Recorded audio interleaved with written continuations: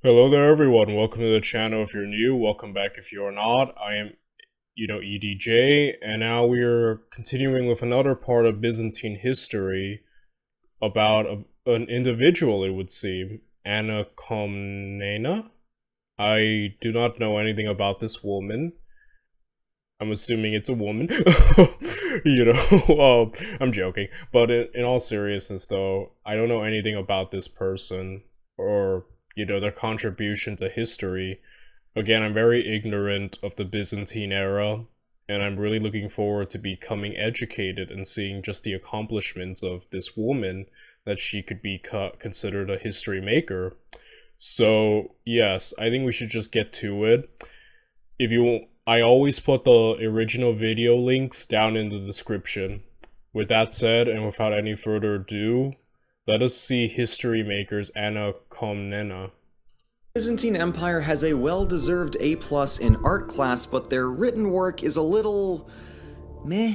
Thing is, most Byzantine literature reads like a modern textbook. Sure, it's informative, but the writing is drier than chalk dust, and it could stand to lose a couple hundred pages too. But there's one defiant Byzantine historian out there who did something, plot twist, cool. We've already seen narrative history on this show, as well as political analysis and epic poetry, but the Byzantine princess Anna Komnena mixed things up by writing an epic history, recounting the reign of her father, Emperor Alexios Komnenos, in the style of an epic poem. And if that wasn't rad enough already, Anna Komnena also happens to be the first woman historian. Hell yeah! So, oh wow, the first woman historian that...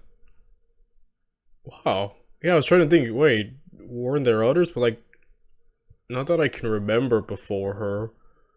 Huh. That's interesting, and I guess she took the epic poem approach. I love epic poems. About 10 years ago, when I was a freshman in high school, I read the Iliad and the Odyssey, like in just my free time. Some classes you have to read them, but unfortunately I never got any of those classes. So I never had to read them for class. I just went out on my way to read the Iliad and the Odyssey. And for me personally, I like the Iliad more. I haven't met many people with that same opinion, unfortunately, but I love the Iliad more. But point is, and then I've read the Epic of Gilgamesh, and there was a time where around that time, all the way to when I first began college, I just had like a phase where I just wanted to read every epic poem I could get my hands on, or everything in that style. I even read Paradise Lost by John Milton, but I couldn't read the original text. The language, even though it's English, it was just too much for me to grasp, so I had to read like a different translation, a more simplified approach, which I'm sure took away a lot of the beauty and subtlety of the original, but at least I could understand what the heck I was fully reading.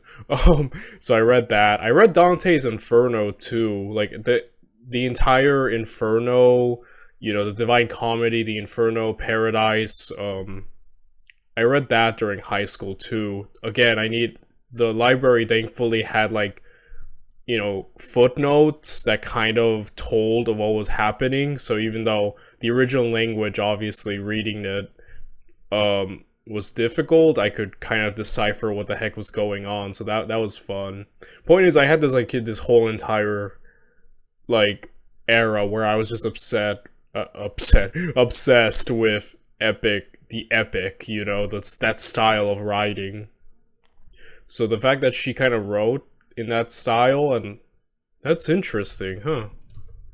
To see why Anna is such a fascinating character within Byzantine history, and to understand why her work represents everything that Byzantine literature could have and should have been, let's do some history. In many ways, Anna Komnena was a typical Byzantine princess. Born in the Purple Room of the royal palace in Constantinople, she was the eldest daughter of Emperor Alexios, and first in line to succeed him. So her early years saw lots of tutoring and imperial training, from music and courtly etiquette to theology, medicine, and a little smidge of philosophy. But aside from studying and entertaining the occasional international dignitary, the average young Byzantine royal didn't really do all that much. However, Anna was not a typical Byzantine princess, as she was an extraordinary student with a remarkable eye for literature. She regularly hounded her tutors for treatises on astronomy, military strategy, history, rhetoric, and mathematics, plus any loose Aristotle within a 100-mile radius. But for all the schooling her parents gave her, and believe me, it was probably the best curriculum either side of 500 years, there was still one more thing she wanted to learn about. Since the Byzantine Empire was pretty firmly Christian, classical literature was taboo to read on account of all of the paganism. Scholars had called it dangerous for men and especially insidious for women.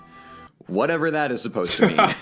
But as far as Anna was concerned, those were wimpy excuses for dumb idiot quitters, so she snuck copies of Homer's epics out of the Imperial Library and read them in secret. You go, Anna. Even among her, let's say, less than female empowering contemporaries, she was recognized as devoted to philosophy, the queen of all sciences, and educated in every field.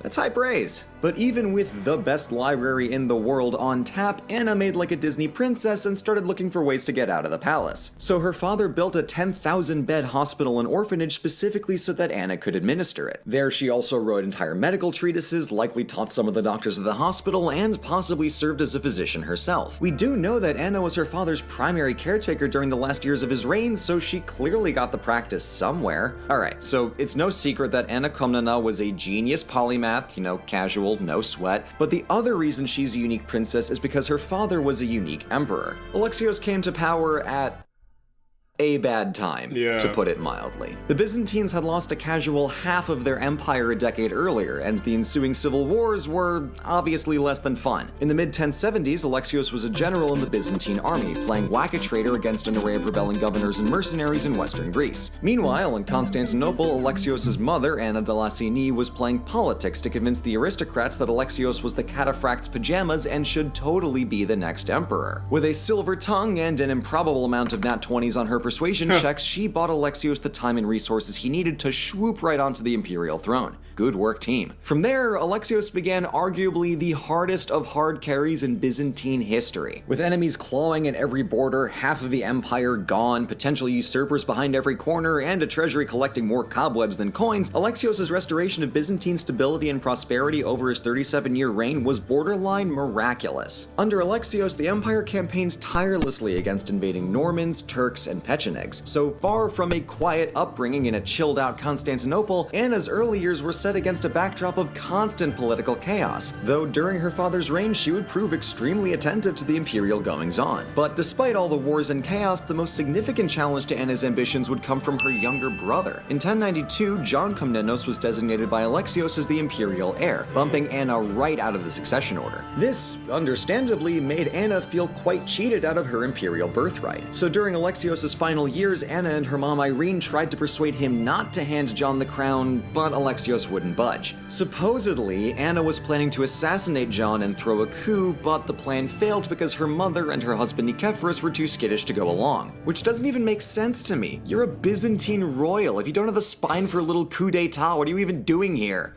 Ugh. Yeah, are you truly Roman? If you're not stabbing your other guy in the back? Oh, man. Oh, that's hilarious. That might be one of the few times I've heard, like, a Roman too schemish to betray another Roman. Oh, that's funny. Ugh. Anyway, Anna was eventually found out and swiftly banished from the palace by John. When Anna's husband died 2 years later, John confined her to the Kekaridomini monastery in Constantinople. There, Anna spent the last 35 years of her life with her library and her mind, dutifully composing what would become the masterwork of her whole empire, the Alexiad. This book is so impressive because it's not only a detailed account of Alexios' reign, which is already one of the most complex periods in Byzantine history, but it's also an entire epic poem. She wrote beautifully in the Attic dialect of ancient Greek, and never misses an opportunity to slip in a casual 1500-year-old reference to someone like Sophocles or Thucydides. As an example, just listen to the first paragraph of the prologue, where she describes the extremely simple concept of people forget things when time passes. Time, which flies irresistibly and perpetually, sweeps up and carries away with it everything that has seen the light of day and plunges it into utter darkness, whether deeds of no significance or those that are mighty and worthy of commemoration. Then there's a quick Sophocles quote, Nevertheless, the science of history is a great bulwark against the stream of time. In a way, it checks this irresistible flood. It holds in a tight grasp whatever it can seize floating on the surface, and will not allow it to slip away into the depths of oblivion. Then she gives her literary resume, in which she quantifies reading all of Aristotle and Plato as some acquaintance with literature. So, safe to say, the princess knew her way around a quill and paper. At the risk of turning this video into a Komnena quote fest, and believe me, I could, I'm gonna pivot off the epic writing style, but rest assured that all of the history in this book reads like silk. The other of Anna's defining characteristics is her perspective. It's as far from a dry, detached look at history as can be, because she was there when a lot of the stuff was going down. Anna was a teenager during the First Crusade. She describes meeting with the kings of Europe. She describes how she was not particularly impressed.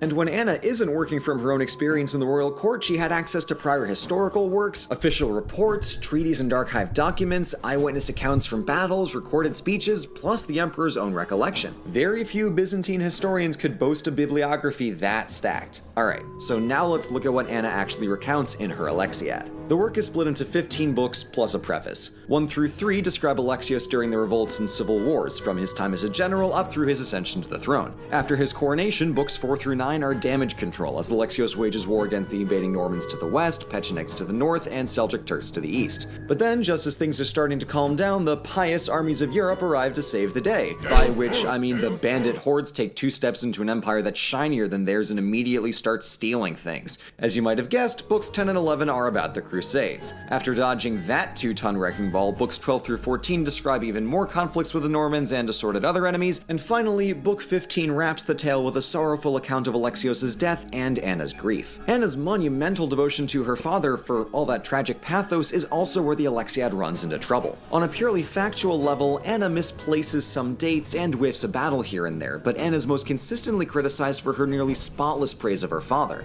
And since the Alexiad leans more towards the first portion of Alexios' reign, we're left wondering if maybe the second half wasn't as great of a time. And those are valid points. It's important to recognize source bias in every historical document, but it's also good to understand what we can gain by a fundamentally biased account. Anna gives us a vivid and rare... have I come to appreciate that from like what I read when I'm constantly going through looking up history to the YouTubers I watch, because I find that a lot of YouTubers, even the best history ones, there is bias you can find.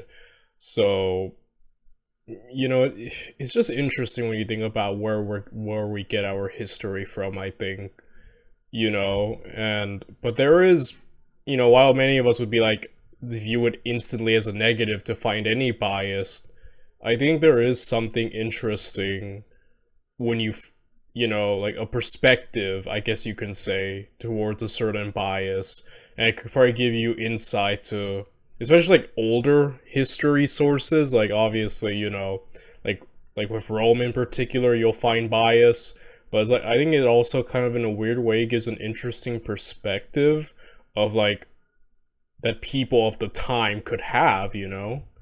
I don't know, I just find it all very interesting. But still, yeah, there are pros, like here, for instance.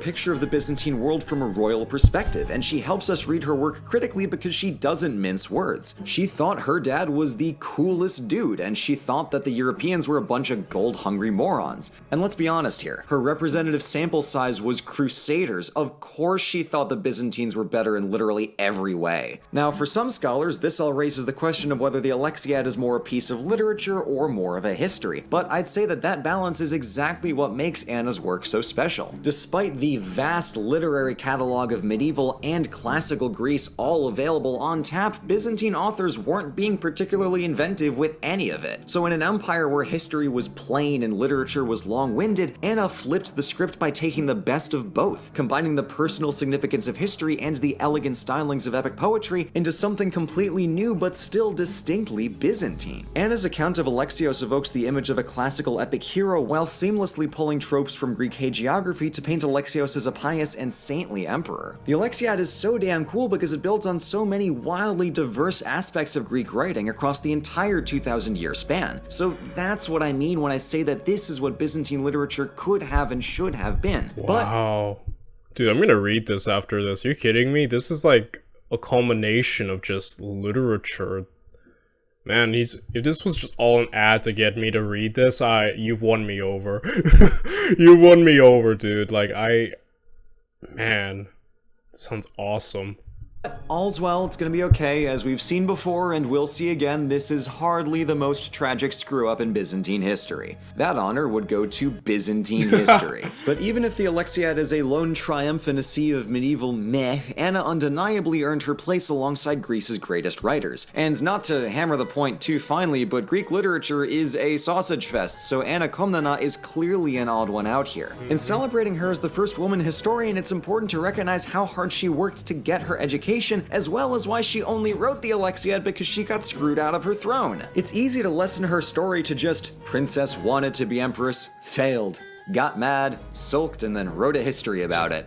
And historians like Edward Gibbon have famously done exactly that. And in case the point wasn't quite clear, he also made sure to trash her as jealous, manic, and full of the female vanity. That's a quote. Even if we're not being a colossal knobend about it, however, Anna's work does have distinctly feminine characteristics, which she openly acknowledges. Anna's perspective on history is much more personal and emotive than the straight-laced works of her all-male peers. Their man histories for macho men were expected to be stoic and aloof because that was the manly thing to do. So Anna actively leaned into certain gender conventions in order to break out of restrictive authorial conventions. And so, 2 millennia after Homer and some 1500 years post-Herodotus, Greece got its first epic poet historian in Anna Komnena. Step up your game, boys. Thank you all so much for watching, and also happy start of women's history. Wow, very interesting. Like I said, I didn't know much about this woman, but now, wow, I have a newfound appreciation. I really like this channel because it gives me new perspective on things. Like, I watched his Cleopatra video, and it made me, like, actually kind of really like Cleopatra, almost like a fan. Like, I have a newfound admiration for the woman, rather than I think, the popular image of the seductress, you know, who's kind of evil, and, she turned the good Romans astray, like Mark Antony, you know? So I really like this. This was really interesting and eye-opening, and I'm definitely going to be reading her works, because now I'm beyond interested, and as an English major who just reads for recreation anyways, and has no life, as you can tell by all the uploads I've been doing as of late, just every day a new upload, and you can tell that I'm not even a full-time YouTuber, are you kidding me? Like, I have like 100 followers. It just goes to show you just the time I have, so I will definitely be looking at this. I might just show this to people to win them over to read, you know? Excuse me, I'm sorry. Yeah, guys, another great video. I love this. I love this channel. I'm sad that I've neglected this channel for so long. Like I said, when I first started watching, the first time I saw anything from Overly Sarcastic Productions was when I was in middle school, and I watched their Iliad video, and I loved it, and I laughed, and I tried to share it with my friends, and none of them cared to ever look at it, you know, but, yeah, like I said, I mainly only watched Red's videos, so, yeah, now that I'm watching, you know, Blue's, I'm like, wow, I really like, they're both great, you know, they're great, and it's interesting to see this history do it. They're very distinct, mainly because, like, you know, there's a woman telling history on this channel. I noticed, have you guys noticed that all the history YouTubers are men? Like men have a chokehold on the history creating side of history of YouTube, you know? I haven't seen many female or, you know, characters, you know, history YouTubers, so it's weird. This channel is definitely unique. But yeah, very, very interesting, and I'm really looking forward to the next video, which will be apparently about the fall of, you know, the Eastern Roman Empire, the Byzantines. Oh boy. Either way, I'll see you then. Bye, everyone.